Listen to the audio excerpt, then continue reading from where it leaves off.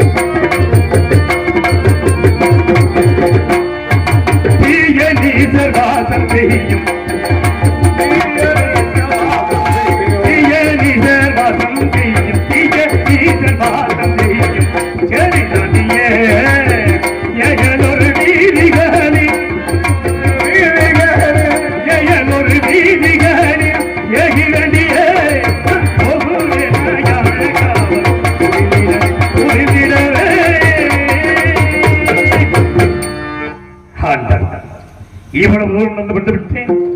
எஜமானுக்கு சொந்தமான மயானம் எங்கே இருக்கிறது என்று தெரியவில்லை. அது ஒரு வெளிச்சம் தெரிகிறது. அதுதான் எஜமானுக்கு சொந்தமான மயானமாக இருக்கும் என்று நினைக்கின்றேன். அதன் அறிவோர் வீட்டத்தில் அகினி பிடித்தது.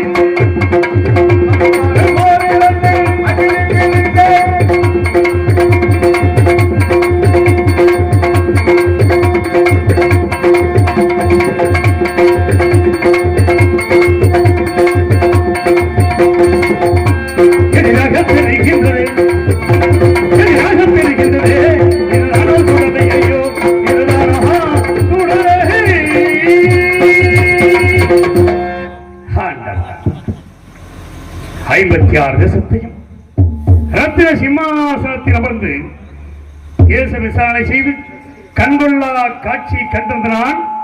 இன்று இந்த பலனற்ற பாடை கம்புகளில் அமர்ந்து இந்த மயானத்தை காக்கும் அளவுக்கு என்னை கொண்டு வந்து நிறுத்திவிட்டாய இறைவா, என்ன செய்வேன்? ரத்தின சிம்மாசனத்தில்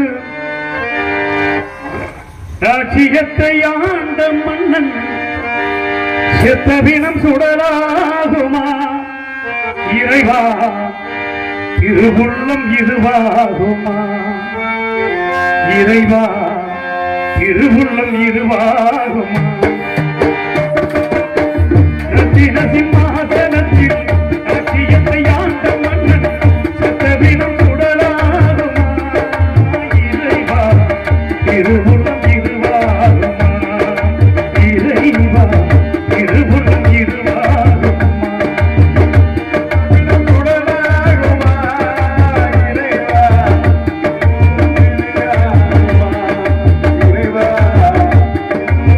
Yeah.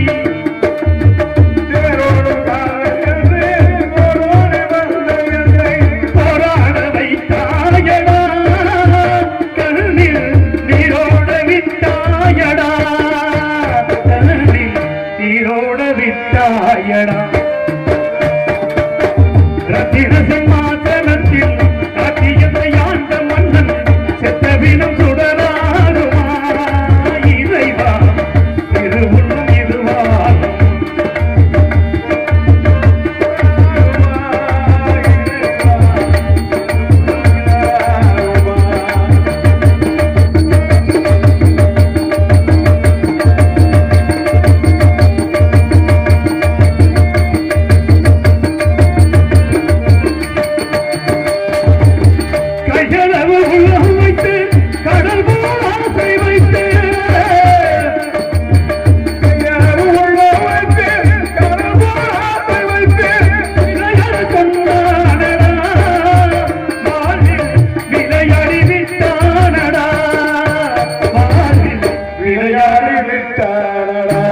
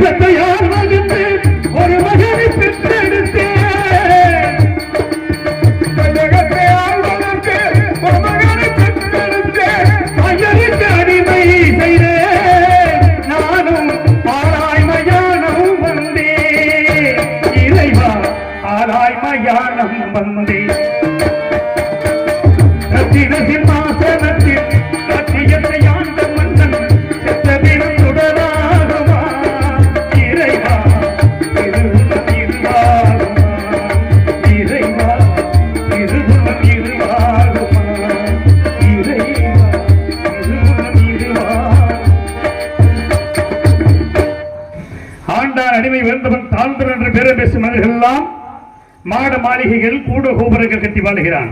அவன் கட்டிய மாளிகையில் அவன் இறந்து விட்டால் அவன் கட்டிய மாளிகையில் அவனுக்கு சொந்தமில்லை. குடிசை வீடு கட்டி வாழ்ந்து கொண்டிருக்கிறான்.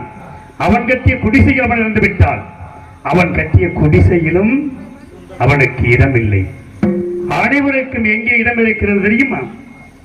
ஊருக்கு வெளியிலே சுடுகாடு ஒரே இடம்தான்.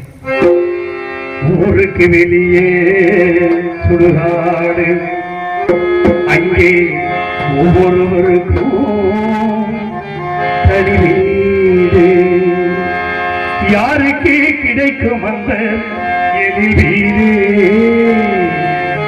இதுதான் அனைவருக்கும் சமவீடு. ஊருக்கு வெளியே சுடுகாடு, அங்கே யாருக்கு கிடைக்கும் அந்த எழில் வீடு? அனைவருக்கும் சமவீடு. யாருக்கு கிடைக்கும் அந்த எழில் வீடு? அனைவருக்கும் சமவீடு. ஊருக்கு சுடுகாடு, ஒவ்வொருவருக்கும் தனி வீடு.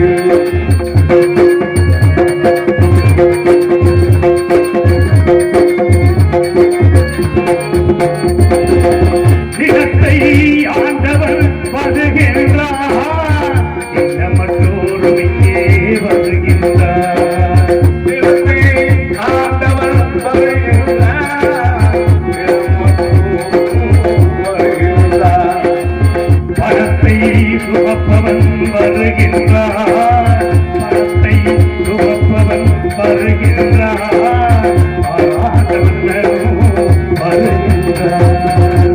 பாராண்ட மன்னனோ இங்கே வருகின்றார். ஊருக்கு வெளியே சுடுகாடு, அங்கே ஒருவருக்கும் தனி வீடு. ஊருக்கு வெளியே சுடுகாடு, அங்கே ஒவ்வொருவருக்கும் தனி வீடு.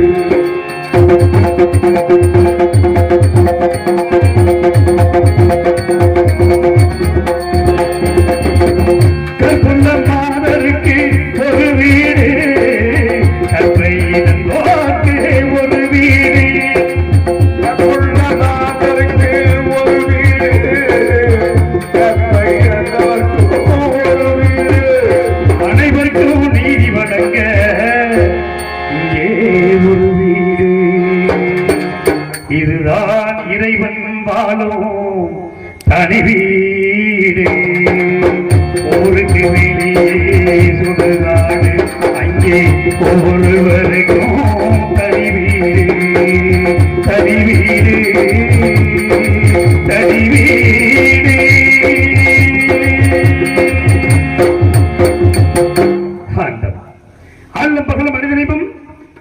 திருவடியே சரணம் என்று இது என்று கிடந்தேனே ஆண்டவா, இந்த இடத்தில் என்னை கொண்டு வந்த தன்னந்தரவில் நிறுத்து புலம்பு வைத்து விட்டாய் இறைவா. என்ன செய்வேன்? ஹரிச்சந்திர மன்னன் நாட்டை இழந்தான், மனைவி மகனை விலை கூறி விட்டான். தானும் முருகனுக்கு அடிமையாகி மயானத்தில் வந்து சிவனே சிவனே சிவனே என்று உண்மையை நினைத்து அழுது புலம்புகிறான் என்று அந்த இறைவனிடத்தில் சென்று எனக்காக தூது சொல்ல வேண்டும். எப்படி சொல்ல வேண்டும் தெரியுமா? ஆகாய வீதியிலே பறந்து செல்லும் பறவைகளே, சீர்களிலே போவீரோ, அந்த சிவனைத்தான் காண்பீரோ, தூது சொல்ல மாட்டீரோ என துன்பக்கதையை கேட்பீரோ, துன்பக்கதையை கேட்பீரோ.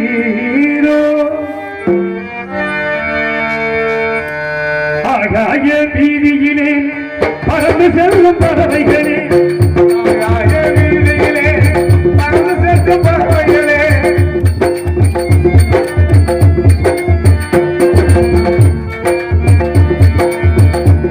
ஆகாய வீதியிலே பறந்து செல்லும் பறவைகளே, சீர்களிலே போவீரோ, சிவனைத்தான் காண்பீரோ, தூது சொல்ல மாட்டீரோ என் துன்பக் கதையை கேட்பீரோ. ஆகாய வீதியிலே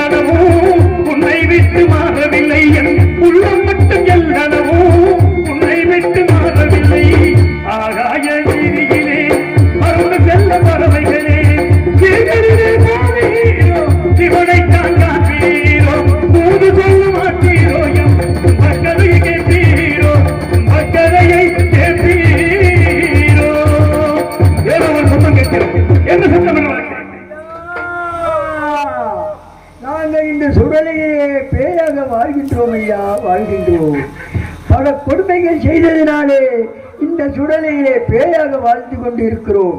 ஆனால் உங்கள் கிட்டத்திலே நெருங்க முடியவில்லையே, அக்கினி சுவாராக வீசுகின்றது. ஐயா, நாங்கள் என்ன பாவங்கள்லாம் செய்தோம் தெரியுமா? அரிசியிலே கல்லை கலந்தோம், நாயை உருக்கி போட்டு ஆட்டுக்கறி என்று விற்றோம், கிழவியை காதலித்தோம். பல இன்னல்கள் செய்ததினாலேதான் இந்த சுடலையிலே பேயாக வாழ்கின்றோம். ஏன் தன்னந்தனியாக நின்று நீங்கள் பித்தனை போல் பிதற்றுகின்றாயே? நீ யார்? எங்கே பிறந்தீர்? எங்கே வளர்ந்தீர்? உங்க வரலாறு என்ன? விவரமாக கூறும் ஐயா, கூறும் கூறும் கூறும். எத்தனையோ தெய்வீக சிந்தனை உள்ள மனிதர்கள் இருக்கும்போது இறைவன் அந்த பேய்களை வைத்து என் கதையை கேட்க வைத்திருக்கிறான். பேய்களிடத்தில் தான் என் கதையை சொல்ல வேண்டும் என்று இருந்தால் அதையும் சொல்லுகிறேன். கவனமாக கேளுங்கள். இலைகளோடு இலைகளாக மரத்தின் கிளைகளை அமர்ந்து கேளுங்கள். பிறந்தது இந்த மண்ணே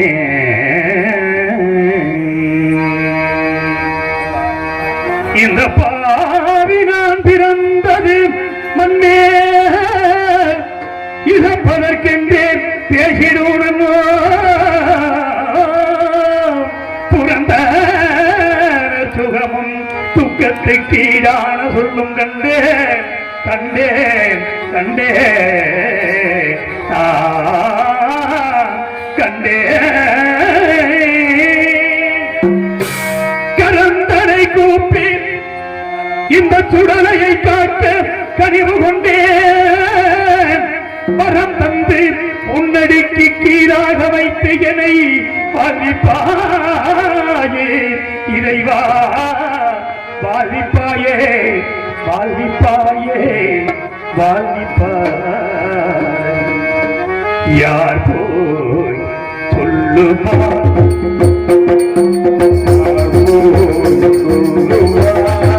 யார் போய் சொல்லுமா இந்த ஏழை அருந்தும் வேலை அரவிடம் யார் போய் சொல்லுமா சொல்லுமா இந்த ஏழை அருந்தும் வேலை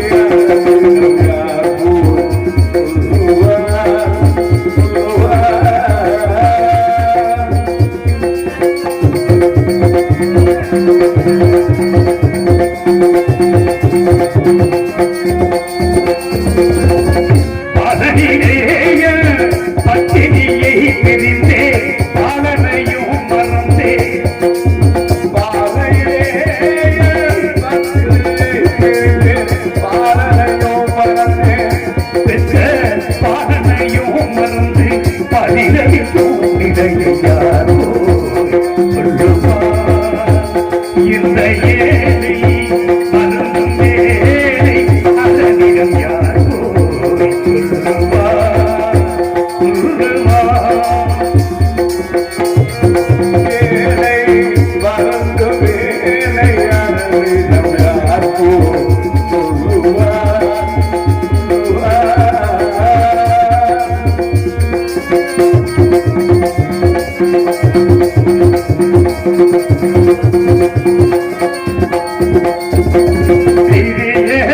உனக்கொரு முடிவில்லையா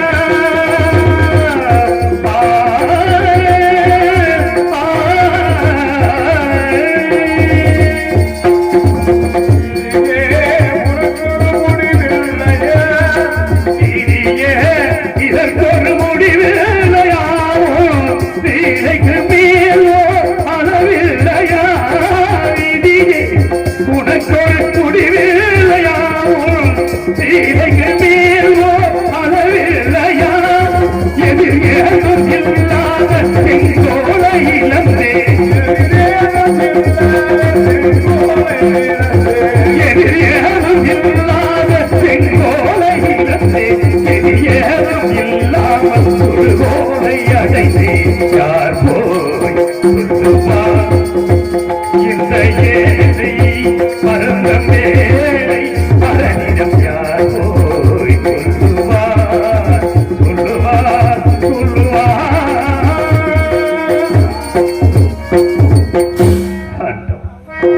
இதுதான் நீதியா இதுதான் நீ செய்த தர்மமா இறைவா இதுதான் நீ செய்த தர்மமா இசையதே தர்மமா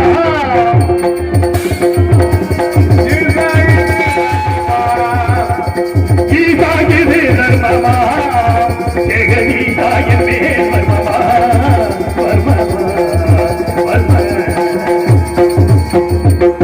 ஆற்றலும் ரவி வணங்கும் பேசியுள்ளம் உறவியுடன் தந்தரப்புகள் அறி சந்திர பெயர் வல்லல் வல்லுடைய அயல் மன்னர் மன்னரே எனது ராசாங்கம் போய்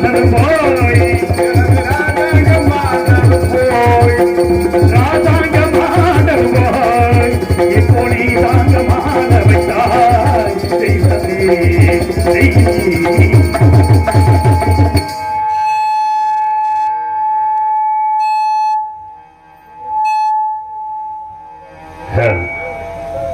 அங்கம் பங்கம் கலிங்கம் குருவிந்தம் கொப்பரம் கோசரம் பிராணவம் போடபதி வெந்தயம் கொல்லம் நடனம் கிங்கணம் கேகேயம் கேரளம் பல்லவம் சிந்து சீனம் சோழகம் திராவிடம் திருவந்திரம் திருக்கமும் சோழியபுரம் அங்காளம் சிங்களம் கம்பீரம் பிராதகம் ஆடபுரம் தொங்காசம் மலையாளம் காம்போசம் காந்தாரம் பாண்டியம் பஞ்சாரம் கடாரம் வடபிரதேசம் தென்பிரதேசம் மத்தியகண்டம் அயோத்தி என்ற நாட்டை போய்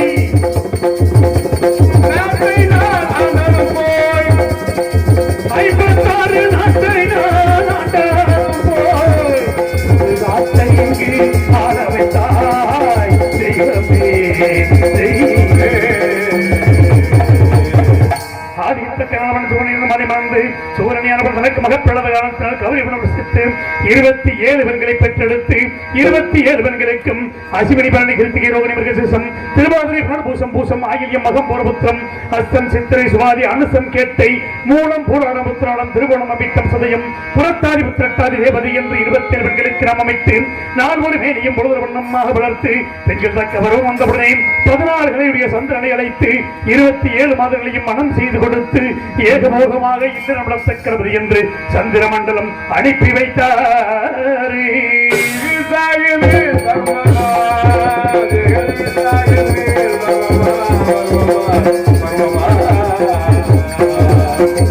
சந்திரன் இருப்பிடம் சென்றவுடனே அழகிலே சிறந்த ரோகியோடு மாத்திரம் எம்பட்டு வாழ்ந்ததனால் மற்ற 26 மாதங்களும் மனம் மறந்து சந்தியாக தக்க இடத்தில் வந்து வருகிறேன். தக்கனவன் பார்த்தான், சந்திரா என்னுடைய வார்த்தையை மீறின காரணத்தினால் இப்பொழுது பூராக்களைகளும் ஈனமாக போகட்டும் என்று சாபமிட்டார். சாபமிட்டவுடனே சந்திரன் சோரசக்கரைகள் அத்தனையும் இழந்து இருளில் மூழ்கினான். இருநிலையை கண்ட மாதர்கள் மனம் மறந்து தந்தையாகிய தக்கனிடத்தில் வந்து வருகிறேன். தக்கனவன் பார்த்தான், மக்கள் மீது இரக்கம் கொண்டு மீண்டும் சந்திரனை அழைத்து ஒரு பக்கம் கலைகள் தேயவும் மறுபக்கம் கலைகள் வளரவும் என்று சாப விமோசனம் கொடுத்து சந்திர மண்டலம் அனுப்பி வைத்தார். சாபமிட்ட காரணத்தினால் பூலோகத்தில் 12 ஆண்டுகள் மழையில்லாமல் வெப்பம் அதிகரித்து சந்திர மண்டலத்தை அளாவ சந்திரன் சகிக்காது எங்கும் நீராட ஜலம் இல்லாதால் தன் பத்தினிமார்கள் 27 பேர்கள் அழைத்து பூலோகம் வந்தார். பூலோகத்தில் கவனம் அரிசிகள் நீராடக்கூடிய திருக்குளத்தில் ஜலம் நிறைந்திருப்பதை பார்த்து தானும் மாதர்களும் நீராடி சந்திர மண்டலம் சென்றார்கள். அந்த வனத்திலே வசிக்கின்ற கவனமரானவரும் திருக்குளத்திற்கு வந்து பார்க்கும் பொழுது அங்கே கனிந்த புஷ்பங்களும் உதிர்ந்த ரோமங்களும் நீர் அனைத்து மஞ்சள் நிறமாக இருப்பதை பார்த்து கோபமுற்று இந்த திருக்குளத்தில் யாரோ நீராடி சென்றிருக்கிறார்கள். இனி என்ன என்று இந்த திருக்குளத்தில் ஆண்கள் நீராடினால் பெண்களாகவும் பெண்கள் நீராடினால் ஆண்களாகவும் போக கிடவது என்று சாபமிட்டார்.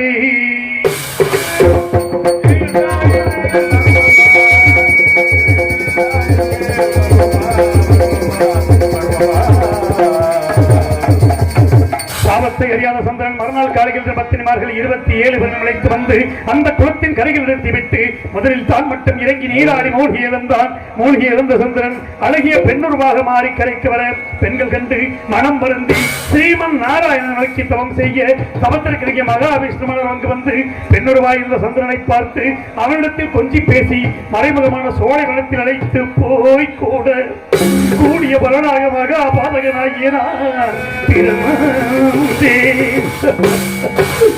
குழந்தையாகி என்னை தலைகளை கிடத்திவிட்டு பெண்ணுருவாய் இருந்த சந்திரனை மீண்டும் திருக்குளத்தில் மூழ்கும்படி செய்து சுய பொறுப்பை கொடுத்து சந்திர மண்டலம் அனுப்பி வைத்தார். அந்த வனத்திலே வசிக்கின்ற கவனமலை அழைத்து குழந்தையாகி என்னை கொடுத்து இவன் மகா சத்தியவந்தன் சந்தாரம் என்று பிரதாரம் வச்சிக்க மாட்டான், மெய்யன்றி பொய் சொல்ல மாட்டான், 56 தேசத்தையும் ஆளுகின்ற சக்கரவர்த்தியாக வருவான், திருச்செங்கராசன வெற்றிக்கு வருவான், அவனிடத்தில் இவனை கொடு என்று உத்தரவு செய்து இவன் அறியாகிய எனக்கும் சந்திரனுக்கும் பிறந்தபடியினால் இவனுக்கு அரிச்சந்திரன் என்று பெயரிட்டு அழைக்கும்படி சொல்லி சென்ற பெறையும் நான் இழந்தேன்,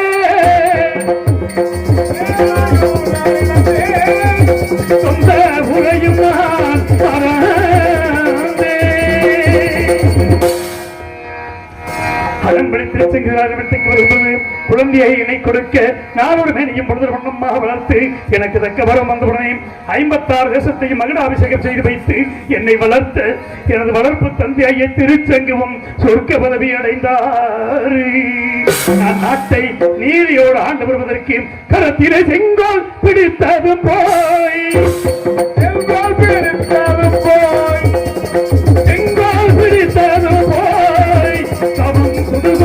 பிடிக்க வைத்தாய் தெய்வமே.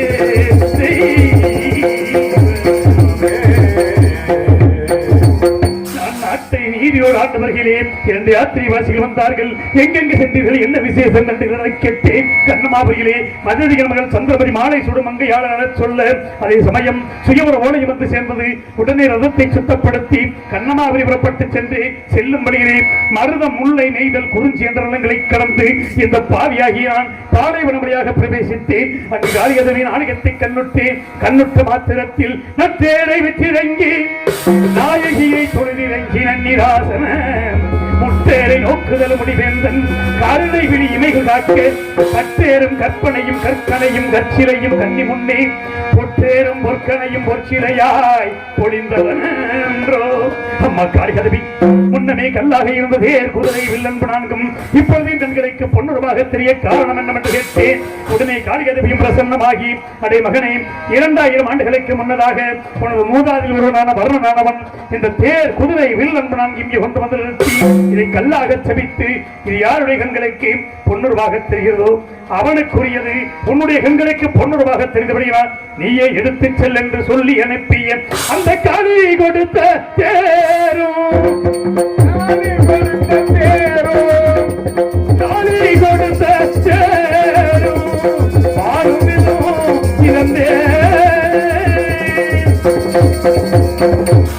காளிகதவி கொடுத்த திருடியடி கண்ணமாவை புறப்பட்டு சென்றேன். சுயவர மண்டபத்தை அடைந்து எனக்குரிய ஆசனத்தில் அமர்ந்திருந்தேன். சந்திரமதியானவருடைய சிரத்தில் மாலையந்தி என் முன் நோக்கி வர அவள் கழுத்தில் மாங்கல்யம் பலீர் பலீர் பலீர் என்று மின்ன. உடனே எனக்கு கோபம் வந்து மதுரைய மன்னனை அழைத்து, மன்னா, ஏற்கனவே திருமணம் முடித்து கொடுத்த இம்மாதுக்கு மீண்டும் சுயவரம் வைத்திருப்பது எங்களை எல்லாம் அவமானப்படுத்தவா என்று கேட்க, மற்ற தேசத்தரசர்களை பார்த்து, மதுரைய மன்னன், இந்த ஹரிச்சந்திர மன்னன் என் மகள் கழுத்தில் மாங்கல்யம் இருப்பதாக கூறுகின்றானே, உங்களுக்கெல்லாம் தெரிகிறதா என கேட்க, மற்ற தேசத்தரசர்கள் எல்லாம் என்னை பார்த்து நகைத்தார்கள். ஆகாயத்தை நோக்கி அசிரிதி தோன்றி, அடே ஹரிச்சந்திரா, இவள் பிறக்கும் பொழுது மாங்கல்யத்தோடு பிறந்தவள். இந்த மாங்கல்யம் யாருடைய கண்களுக்கு பொன்னுருவாக தெரிகிறதோ அவனுக்கு இவனை மணக்க தகுந்தவன். இது உன்னுடைய கண்களுக்கு பொன்னுருவாக தெரிந்தபடியால் நீயே மனம் செய்துகள், சந்தேகப்பட வேண்டாம் என்று சொல்ல, நான் ஆனந்த சந்தோஷத்தோடு சந்திரமதியை மாலை சூடி கோசல நாட்டு கழித்து சென்று நாங்கள் சந்தோஷமாக வாழ்ந்த காலத்தில் எனக்கோ ஆண்மகனை பெற்றெடுத்தார்.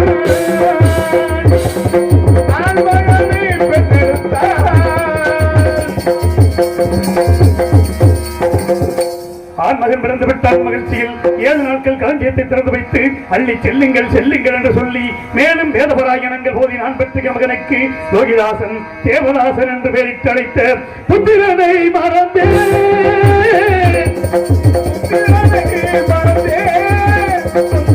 புத்திரனை மறந்தே எனது பத்திரியை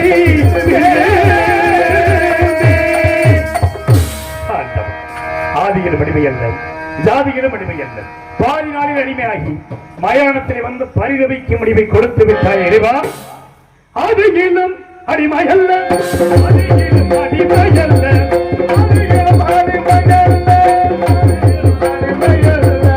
ஆதியில் நான் அடிமையாகினேன். நான் என்ன ஆதியில் அடிமையாகினேன். நான் என்ன செய்வேன், ஆதியில் அடிமையாகினேன்.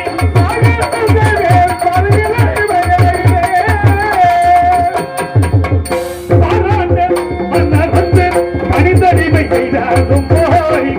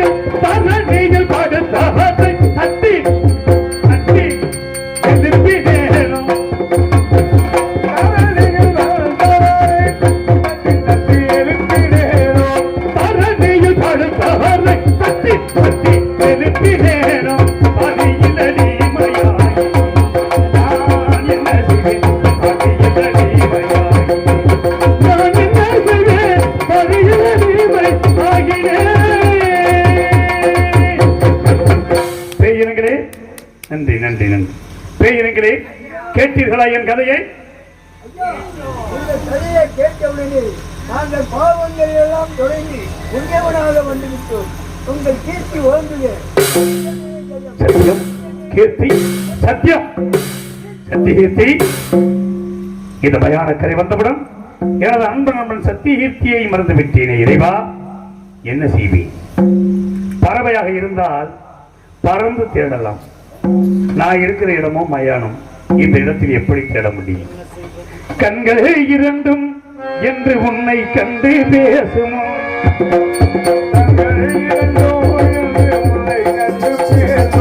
கண்களே இரண்டும் என்று உன்னை கண்டு பேசுமோ? காலமும் இனிமே நம்மை ஒன்றாய் கொண்டு கேட்குமோ? கண்கள் இரண்டும் என்று உன்னை கண்டு பேசுமோ?